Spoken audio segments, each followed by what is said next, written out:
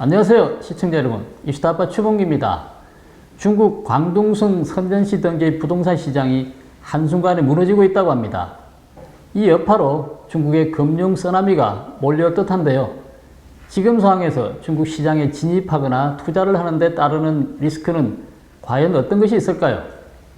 그리고 공동부유를 강조하며 재산 재분배를 예고했던 중국 정부는 재산을 공유하고 이어서 개인 재산세까지 징수를 하게 될까요?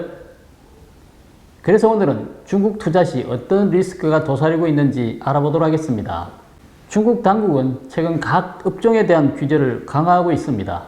IT 기업과 사교육 시장에 이어서 또 다른 업종에까지 규제를 강화하고 있는데요. 이로 인해 중국 기업의 주가가 줄줄이 하락하고 있고 외국 자본은 잇따라 철수하고 있다고 합니다. 그 대표적인 예는 소프트뱅크입니다. 손정희 회장은 중국 시장에 대한 투자를 잠시 중단하겠다고 발표했었죠. 세계 최대 자산운용사인 블랙록은 오히려 대중 투자 전망이 좋다며 투자를 늘릴 시점이라고 말하고 있습니다. 중국 여러 도시의 부동산 거래량이 곤두박질 치고 있어서 곧 금융 쓰나미가 들이닥칠지도 모른다고 하는데, 그렇다면 과연 중국이 지금 투자에 적기일까요? 투자에 대한 리스크는 있는 걸까요? 없는 걸까요?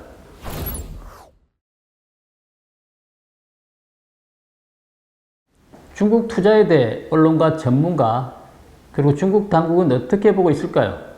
월스트리트 저널은 중국 경제 회복은 동력을 잃고 있다고 했고, 또 중국의 저명 경제학자 런쩌핑은 지금의 경제 하방 압력을 중시하라고 경고한 바 있습니다.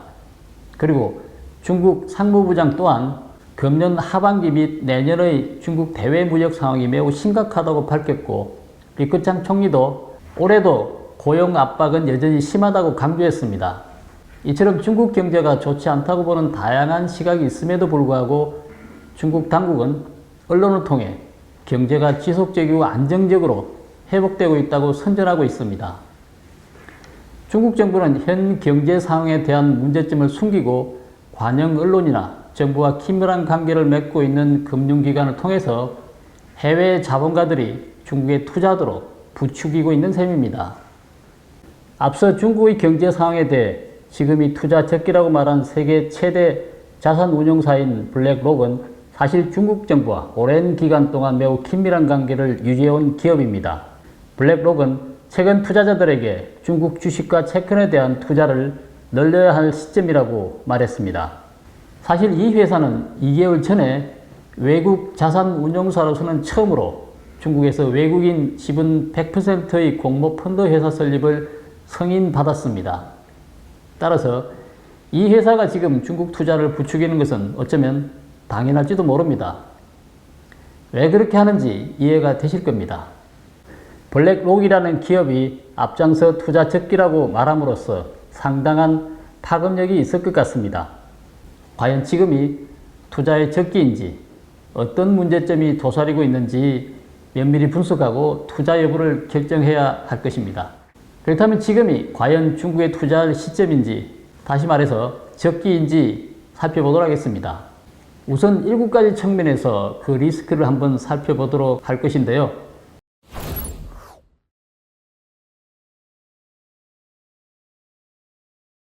그 첫 번째 리스크는 실업률입니다. 현재 중국은 실업률이 높아서 사회 전체가 매우 불안정하다는 점입니다. 지난 몇 년간 일자리 문제는 중국 정부의 큰 고민거리이자 걱정거리였습니다. 중국 통계국은 도시의 실업률이 5.1%에 불과하고 고용 상황이 전반적으로 안정적이다라고 합니다. 그러나 야오양 베이징대학 국가발전연구원장은 지난해 말 베이징대 조사를 인용해서 중국의 실질적인 실업률은 약 20%라고 밝힌 바 있습니다. 만약 중국 인구 중에서 노동인구가 약 7억 명이라면 실업인구는 통계상으로는 무려 1억 명이 넘는다는 얘기입니다. 실제로 2021년 중국 정부 통계청이 발표한 데 따르면 중국의 현재 노동인구는 약 8억 9천만 명이라고 합니다. 그렇다면 실질적인 실업인구는 약 1억 7,800만 명이라는 것입니다. 매우 심각한 수준이죠. 또한 중국 당국이 발표한 최신 데이터에 따르면 중국 청년 인구의 실업률이 16.2%에 달해서 역대 최고치를 기록했다고 합니다. 하지만 이 수치는 보수적인 수치이기 때문에 실제 수치는 더 높을 것으로 예상됩니다. 따라서 리커창 총리가 계속해서 일자리 안정을 강조하는 이유가 짐작이 갑니다. 리커창 총리는 또 노동 집약적 업종의 발전을 추진하겠다고 말했는데요. 이는 중국의 최하층 실업 문제가 공식 발표된 5 내지 6%를 훨씬 뛰어넘는 심각한 수준임을 말해주는 것 같습니다. 또한 중국 당국은 내년인 2022년에 고용 시장 상황이 더 나빠질 수 있다고 내다보고 있습니다.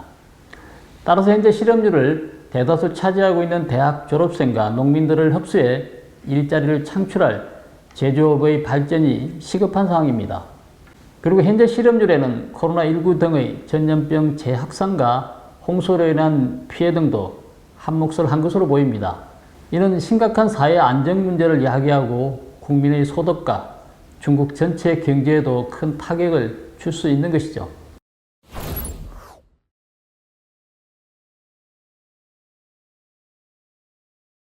다음 두 번째 리스크는 소비 위축입니다. 실업률이 높기 때문에 그에 따라 소비도 위축될 수 있다는 것이죠. 실업률이 높아져 국민들의 소득이 줄어들면 수입이 줄어든 만큼 지출도 당연히 줄어들게 될 것입니다. 통계에 따르면 중국의 7월 투자, 소비, 공업 생산률은 모두 하락 응수로 나타났고 소비재 총 매출은 지난해 같은 기간 대비해서 8.5%가 늘었지만 상승률은 작년 대비해서 3.6%가 줄었다고 합니다. 다시 말해서 소비가 점점 위축되고 있는 상황이라는 것이죠. 그렇다면 소비가 위축되는 이유는 어디에 있을까요? 그 주된 이유는 두 가지로 분석이 됩니다. 하나는 실업으로 인해 국민들의 소입이 감소했기 때문이고 또 다른 하나는 미래에 대한 국민들의 걱정으로 인해 소비를 하고 싶은 욕구가 줄어들었기 때문입니다. 즉, 중국인들이 미래의 중국 경제 전망을 나쁘게 보고 있고 자신의 미래 소득을 낮게 책정하고 있기 때문에 현재 최대한 전략하고 저축해서 이 고비를 잘 넘기려고 하는 것으로 보입니다.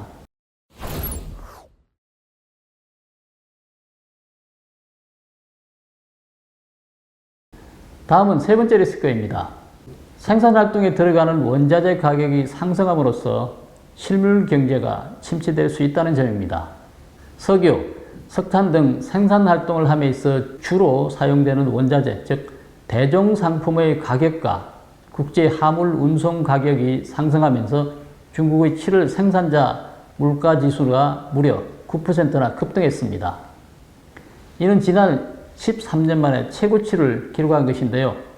한마디로 기업의 생산 원가가 갈수록 높아지고 있는 상황이라고 합니다. 앞서 언급했지만 소비가 위축되고 국민들의 소비 욕구가 떨어지게 되면 기업들이 제조한 제품이 잘 팔리지 않게 됩니다. 게다가 생산 원가까지 오르게 되면 기업들은 이중으로 압박을 받게 되죠. 따라서 중국의 현재 시장 환경은 실물 경제와 생산업에 있어서 상당히 불리한 조건입니다. 다음 네 번째 리스크는 바로 중국 정부가 펼치고 있는 부동산에 대한 억제 정책이 중국판 금융 쓰나미를 야기할 수 있다는 점입니다.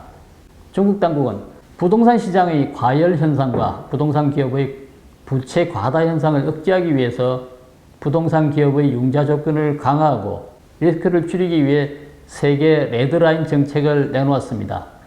거기에다가 토지 가격을 억제하기 위해 토지 집중 공급 정책을 다시 내놓았죠. 하지만 이러한 정부의 잇따른 주택 시장 규제와 경기 침체로 중국 전역에서 집값이 하락하고 있는 현상이 나타나고 있다고 합니다. 그 예로 항저우시의 경우 기존 주택 거래가 눈에 띄게 줄었습니다. 3월에 1만 건이 넘던 주택 거래량이 8월 들어서 절반 이하로 떨어졌고 주택 가격도 동반 하락했습니다. 그리고 과거에 부동산 업계에서 영원히 오른다고 했던 광둥성 선전시의 경우도 상반기 부동산 거래량이 무려 80%나 감소했고 집값도 동반 하락했다고 합니다. 이 같은 현상으로 인해 올 상반기에 중국 부동산 중개업자 2천여 명가량이 이직을 했다고 합니다. 부동산 시장이 냉각되면 집을 구매하려는 사람에게는 좋은 현상이겠지만 한편으로는 금융 쓰나미가 들이닥칠 수 있다는 점이 큰 문제입니다. 헝다 경제연구소장을 역임했던 런쩌핑은 부동산 시장이 너무 빨리 냉각되면 경착륙을 초래할 수 있다고 경고하고 있습니다.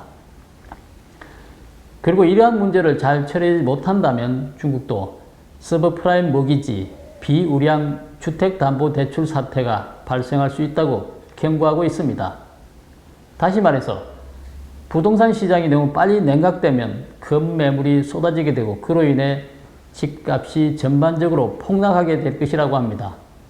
그 여파로 부동산 업자들은 빚더미에 올라앉게 되고 결국 은행 대출금을 갚지 못하는 사태가 연이어서 벌어진다는 것입니다. 그리고 주택대출을 받은 일반 중국 국민들도 대출금 상환을 포기하게 된다는 것이죠. 이렇게 연쇄적으로 타격을 받게 되면 결국 은행도 채무가 급증하게 되고 이로 인해 금융 쓰나미, 연쇄도산 사태를 막을 수가 없다는 것입니다. 만약에 금융 쓰나미가 현실화된다면 집값에 미치는 타격은 어느 정도로 심각할까요? 미국 뉴욕의 예를 들어보겠습니다. 한 부동산 중개인이 보유한 매물인 뉴욕의 한 아파트 매매가는 당시 50만 달러 정도였다고 합니다. 그런데 뉴욕에 금융 쓰나미가 들어닥쳐왔던 2008년 그 집은 고작 $10,000에 불과했다고 합니다. 집값이 무려 50분의 1 가격으로 폭락했었죠. 따라서 만약 중국에 금융 쓰나미가 들이닥치게 되면 중국 전역의 부동산 시장과 경제가 받는 충격은 아마도 상상하기조차 힘들 것입니다. 이는 중국만의 문제가 아니라 전 세계적인 문제가 될 것입니다.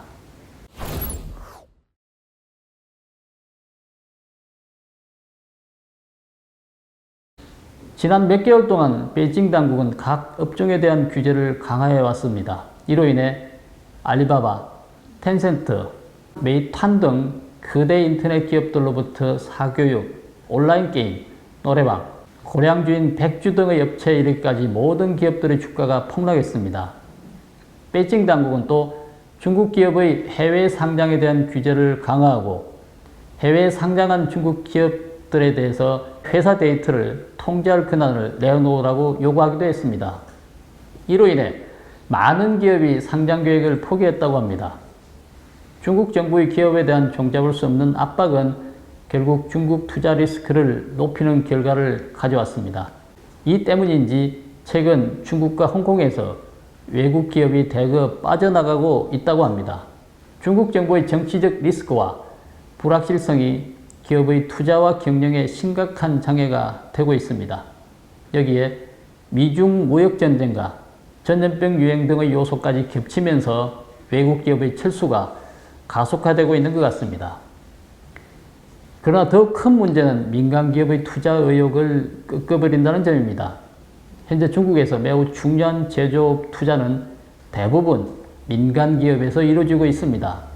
전체 투자 중 민간 기업이 차지하는 비중이 85% 이상인 상황에서 당국이 본격적으로 기업을 옥죄고 나서자 민간 기업의 투자 의욕은 꺾일 수밖에 없습니다.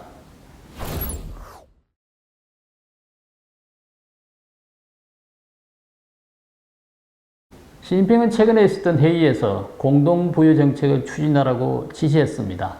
시진핑은 대기업과 부자들에게 자발적으로 재산을 기부해 합리적으로 수입을 조절할 것을 요구하고 있습니다. 그러자 텐센트는 500억 위안을 기부했습니다. 중국 당국이 먼저 알리바바, 디디추싱 등 대기업을 강도 높게 압박하고 거액의 벌금을 물린 다음 사교육기관까지 압박하고 나섰습니다. 기업들의 자금줄을 차단한 후 이번에는 공동부유라는 구호를 내걸고 기업인들에게 부의 불균형을 시정할 것을 요구하고 나섰습니다. 그러자 기업들은 마지못해 기부금을 내고 호응할 수밖에 없었죠.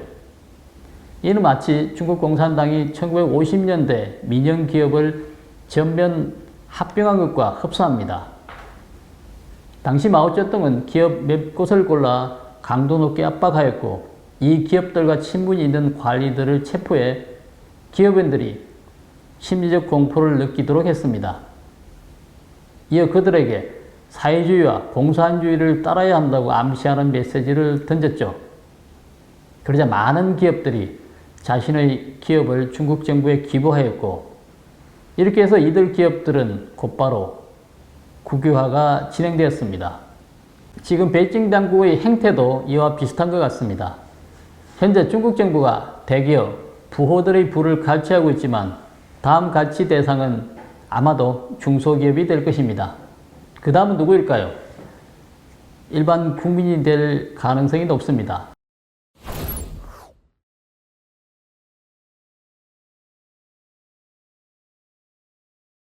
얼마 전 특정 금액 이상의 예금에 대해 개인 화폐 재산세를 징수할 것을 건의하는 언론 보도가 있었습니다.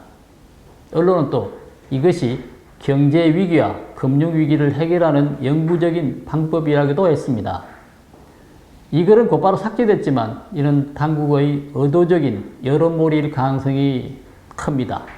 개인 화폐 재산세 징수는 향후 세국으로 가게 될 경우를 대비해 재원을 확보하기 위한 것으로 보입니다.